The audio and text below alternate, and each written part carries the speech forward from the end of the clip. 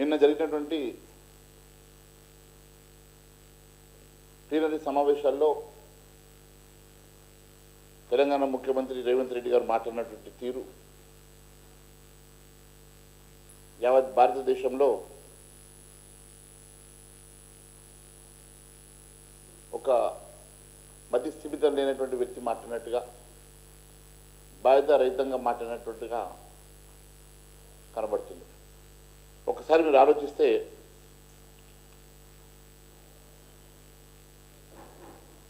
కేవలం మన పదవి కాపాడుకోవడం కోసం మాట్లాడినట్టుగా రాహుల్ గాంధీ మెప్పు కోసం ఏదో మాట్లాడాలి కాబట్టి ఒక విమర్శ చేయాలన్నట్టుగా విమర్శ చేస్తూ ఉన్నారు. కానీ నిజంగా రేవంత్ రెడ్డి మాటలు ఒక బుడ్డర్ ఖాన్ మాటలు లెక్క ఒక బుడ్డర్ ఖాన్ని తలపిస్తున్నట్టుగా మాట్లాడుతున్నాడు.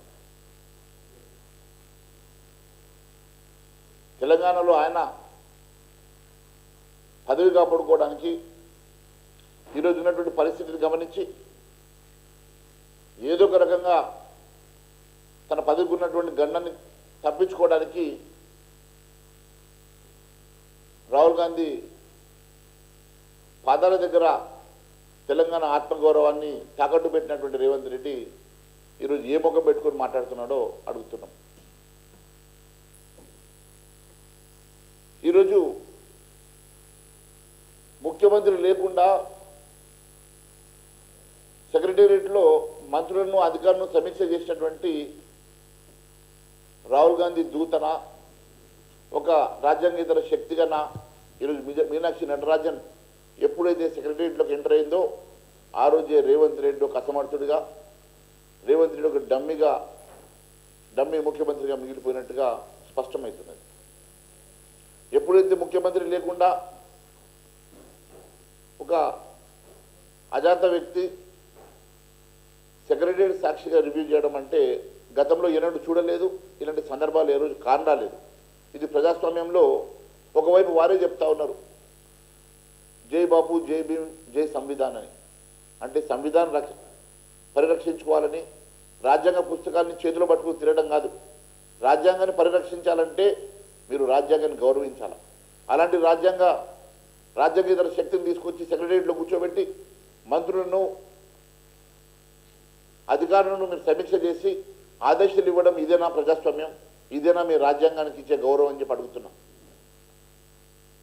పూర్తిగా ఒక ముఖ్యమంత్రి అసమర్థుడైనా కూడా ఏ రోజు కూడా గతంలో జరిగినటువంటి ఒక సంఘటన ఒక రాజ్యాంగేతర శక్తి వచ్చేసి సెక్రటేరియట్లో రివ్యూ చేయడం అనేది గతంలో ఏ రోజు చూడలేదు. కేవలం ఇవన్నీ కప్పిపుచ్చుకోవడానికి తన పదవిని కాపాడుకోవడానికి నరేంద్ర మోడీ గారి మీద విమర్శ చేస్తున్నటువంటి రేవంత్ రెడ్డి గారు మీ స్థాయిని మించి మీరు మాట్లాడుతూ ఉన్నారు.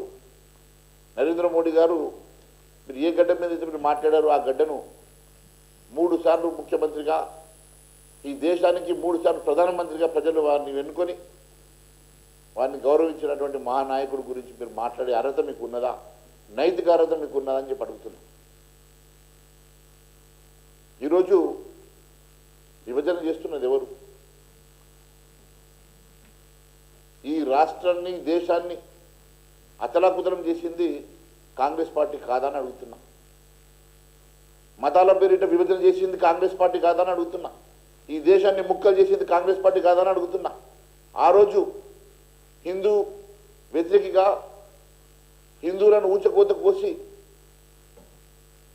దేశాన్ని విభజన చేసి నీ స్వార్థం కోసం, నెహ్రూ స్వార్థం కోసం, నెహ్రూ ప్రధానమంత్రి కావాలని ఆ రోజు బ్రిటిషర్ తోటి మీరు చేతులు కలుపుకొని దేశాన్ని విభజన చేసి ప్రధానమంత్రి అయినటువంటి మీ వంశం కాదని అడుగుతున్నా.